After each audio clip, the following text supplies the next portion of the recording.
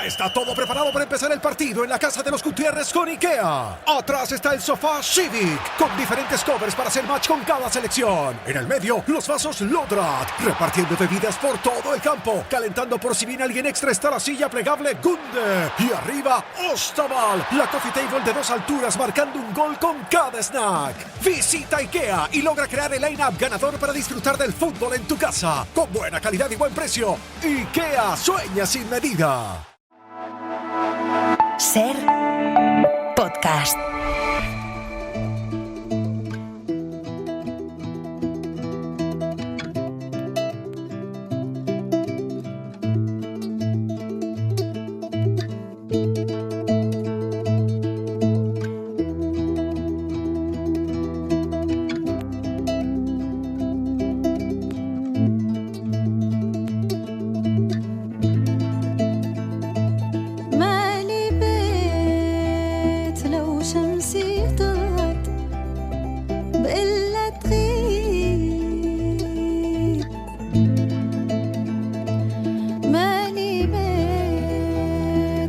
Lo que ocurre en Gaza bien podría ser la primera guerra de la historia moderna sin prensa internacional, porque Israel lo impide, violando el derecho a la información de la Declaración Universal de los Derechos Humanos.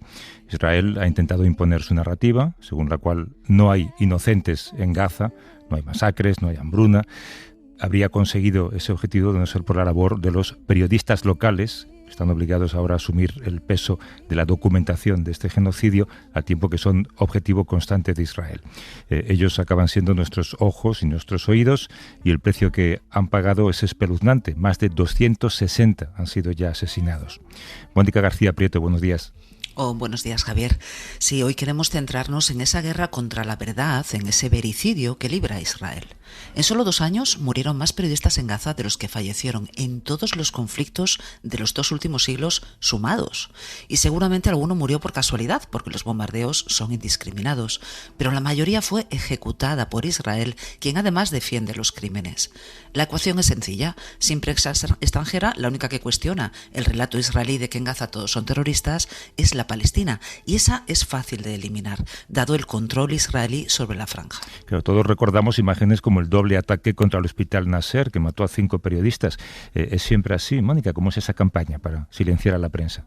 No hay un patrón único, pero sí hay una caza al periodista, acompañada de una campaña de desprestigio desde medios y redes sociales israelíes que acusan, señalan y justifican. El caso más conocido es el de Wael Dahdouh, corresponsal en jefe de Al Jazeera y la cara más visible de Gaza, que sufrió ataques directos contra él y los suyos que costaron la vida a 15 familiares, entre ellos su esposa, 3 de sus hijos y su nieto. Fue bombardeada su oficina, su casa familiar, su hijo, que también era periodista, y finalmente Israel le atacó directamente, matando a su camarógrafo y dejándolo gravemente herido. Él mismo nos cuenta cómo Israel asesina a la prensa en Gaza.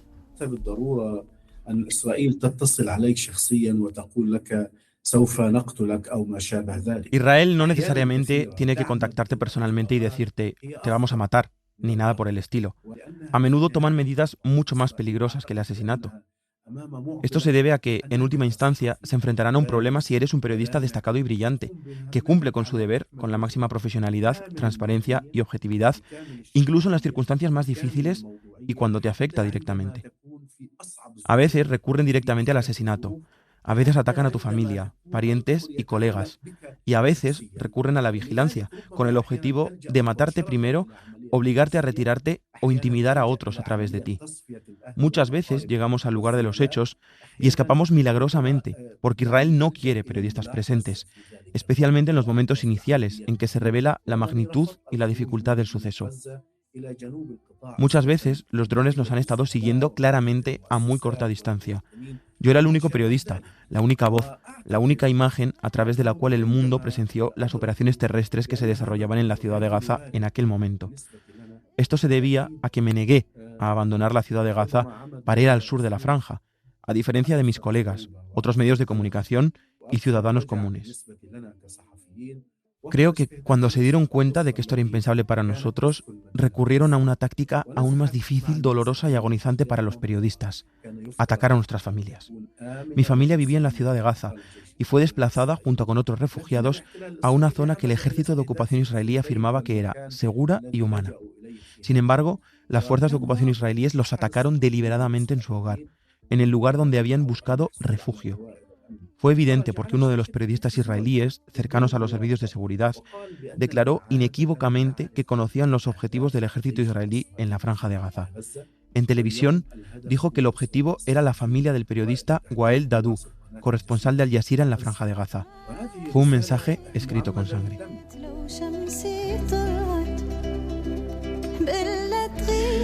Es decir, para reprimirlos en algunos casos, en otros para vengarse por su trabajo, atacan con total impunidad a las familias de los periodistas en zonas declaradas por el propio Israel como refugios seguros. Imagina el desgaste para los informadores al constatar que no eran solo ellos quienes estaban en peligro, sino que ponían en riesgo de muerte a los suyos. Además de periodistas, son gazatíes. Están sujetos a desplazamientos forzosos, sufren bombardeos, pasan hambre como los demás. O sea, son víctimas de una limpieza étnica obligadas a compaginar su supervivencia con el trabajo de ser nuestros ojos y documentar crímenes de guerra. He preguntado a Sami Abu Salem, un querido colega que sigue en Gaza, por qué sigue aún ejerciendo. First of all, there was no choice. Antes que nada, no teníamos opción. Estábamos en Gaza sin nada que hacer más allá de sufrir hambre y sed, pero teníamos la obligación moral de seguir, de explicarle al mundo lo que pasaba, que la gente moría de hambre o por falta de medicación. En segundo lugar, estábamos en el corazón de la noticia, en la hambruna. Por ejemplo, los periodistas escribían sobre familias que buscaban comida al tiempo que ellos mismos buscaban comida. Un periodista hambriento escribía un reportaje sobre hambre, imagina. O sobre niños hambrientos, cuando sus hijos estaban hambrientos. Muchas veces, en los hospitales, la conversación entre periodistas era: ¿habéis encontrado harina? No paré de informar, claro, porque pensé que si yo paraba, si el resto también lo hacía, ¿quién contaría la verdad? Por eso pensé que era nuestra misión moral más que profesional. Sentí que combatía el genocidio y que defendía a mi pueblo diciendo la verdad, contando lo que pasaba en Gaza. Sentí ser un soldado de la verdad y muchas veces me sentía culpable cuando me sentía un cobarde por pasar miedo.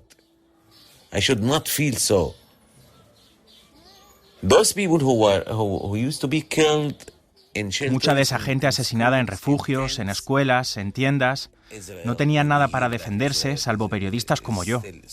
Eso me inspiraba valor para continuar sabiendo que Israel impide que la prensa internacional entre en Gaza. Pero cuesta imaginar el trabajo de un periodista, de este periodista, de cualquier otro, en medio de un genocidio, cuando todo está ideado para matarte a ti o matar a tu familia, y todo esto en medio de una hambruna, Mónica. Así es, ¿cómo sería que se dio una situación inédita? Las tres mayores agencias del mundo de noticias, France Press, Reuters y AP, emitieron un comunicado conjunto para denunciar que sus periodistas en Gaza se morían de hambre. Los reporteros con los que he hablado describen una pesadilla, el pánico permanente, el continuo reto de cargar los equipos cuando no había luz, ni internet, ni forma de transmitir las imágenes, ni tampoco agua potable, comida, refugio, letrinas. Hubo colegas que vendieron sus archivos, sus cámaras o ordenadores para poder comer. No había dónde conseguir baterías, ni lentes, ni material de trabajo, ni forma de cubrir los bombardeos porque Israel impide la entrada de gasolina, pero tampoco lo necesitaban porque las bombas llegaban a ellos. Lo más duro era lidiar con la incertidumbre, escribir reportajes sabiendo que ellos podían ser los protagonistas del siguiente o cubrir la llegada de heridos a hospitales temiendo que de las ambulancias salieran sus propios hijos, como nos cuenta Sami. As a journalist, I did not think how to go to the places. Como periodista, ni siquiera pensaba en acudir a los lugares bombardeados por la aviación israelí, porque los bombardeos venían a mí.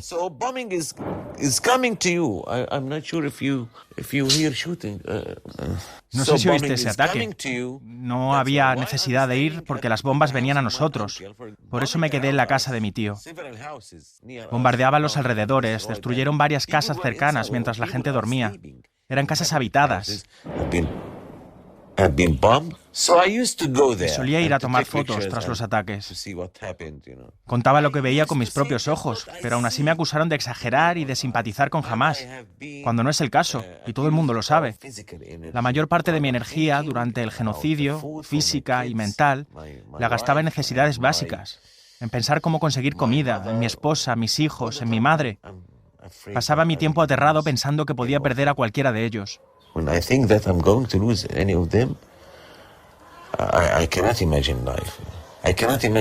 Cuando lo pensaba, no podía siquiera imaginar mi vida.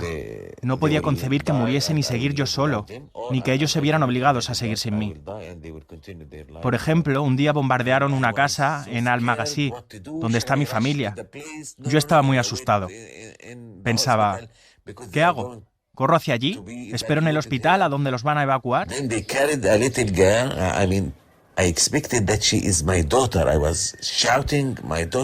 Trajeron a una niña pequeña y pensé que era mi hija.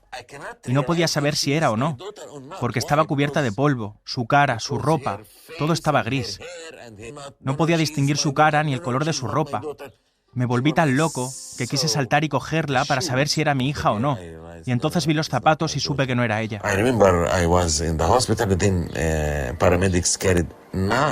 Otra vez estaba en el hospital cuando los paramédicos trajeron a los 9 hijos de mis tíos. También estaba cuando trajeron a otros de mis tíos. Imagina cómo fue. Mi tío llegó decapitado. Fue enterrado sin cabeza.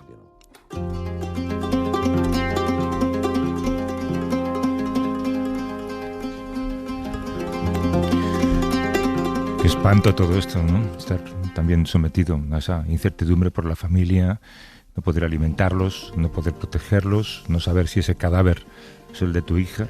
Y esto ocurre hoy porque estábamos escuchando cuando hablabas con él explosiones de fondo, se podían oír. Sí, desde que comenzó el cese el fuego, 6 periodistas han sido asesinados. La frase que más repiten en Gaza es que lo que ocurre allí supera la imaginación, y lo que cuentan lo confirma. Vamos a escuchar a Mahmoud Mustafa, de 25 años y autor del libro en español Sobrevivir al genocidio, que acababa de terminar la carrera de periodismo cuando estalló todo. Mahmoud nació durante la Segunda Intifada, y sus primeros recuerdos son la guerra de 2006 y el bloqueo impuesto por Israel en Gaza. Cuando tenía entre 7 y 8 años, vivió otra guerra, como le pasaría en 2012, en 2014 y en 2021. No sé si sabéis que muchos gazatíes, en especial los niños, miden su edad por guerras. ¿Tú cuántas guerras tienes? Pues bien, Mahmoud, con 25 años, tiene 6 guerras, pero ninguna equiparable a esta. Cuando comenzó el genocidio yo tenía 23 años. Estaba en los inicios de mi carrera y me encontré que mi primera cobertura debía ser el bombardeo de mi propio barrio, el asesinato de amigos y colegas y asesinatos masivos en hospitales y escuelas. Era joven, no entendía bien qué ocurría, pero todo ocurría tan deprisa que no podíamos pensar. Te establecías una semana en un barrio determinado y te decían que debías irte, que era peligroso y te marchabas muy rápido. Los asesinatos en masa que empezaron en octubre de 2023 eran insoportables. Recuerdo que en el primer mes, 3 casas de familiares fueron bombardeadas con ellos dentro. Perdí la familia de mi tío, de 13 miembros. Recuerdo que mi tío tenía un primo, Basil, que estaba casado y tenía un hijo y 3 hijas. Cuando recogieron lo que quedaba de sus cadáveres, no pudieron ni reconocerlos. Todo lo que quedó de ellos cabía en el balde lleno de restos humanos que le entregaron para enterrar.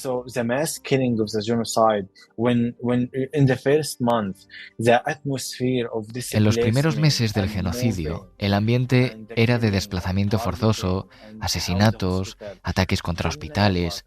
Hasta ahora no he podido olvidar el trabajo de las ambulancias, los heridos llenando el hospital, el hecho de que no hubiera sitio en la morgue.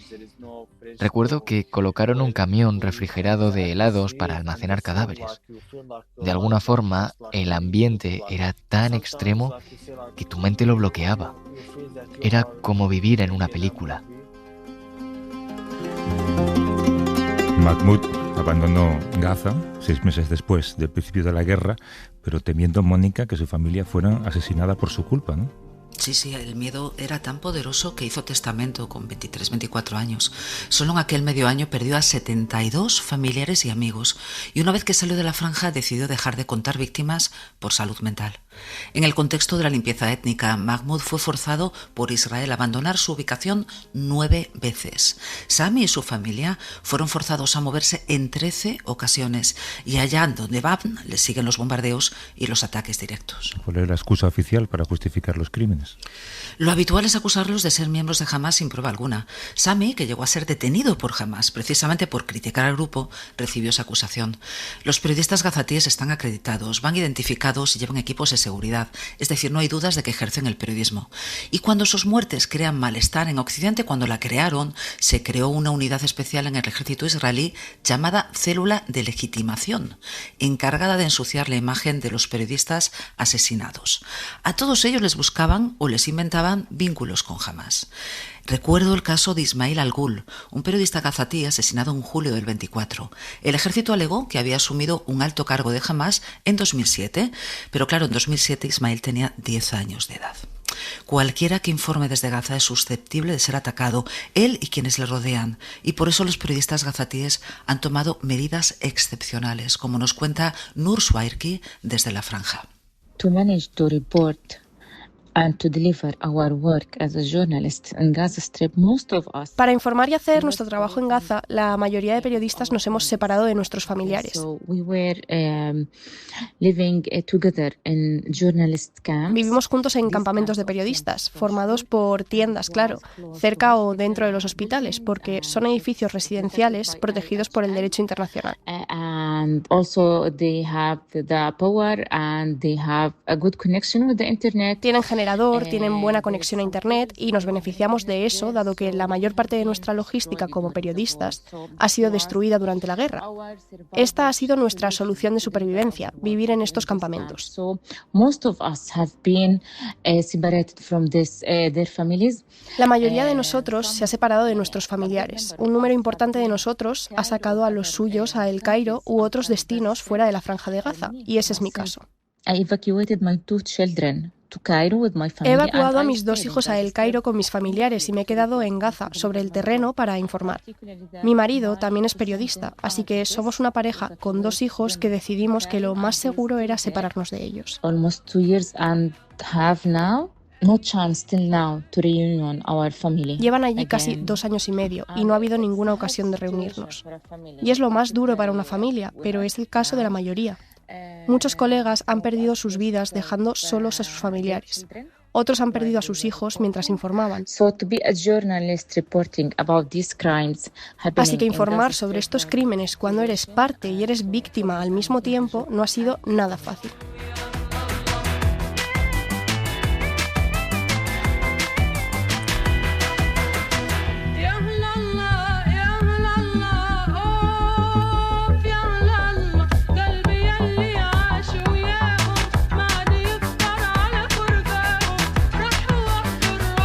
Es decir, Mónica, que, como decíamos al principio, nuestros ojos allí, los ojos que están documentando lo que está ocurriendo, viven como apestados.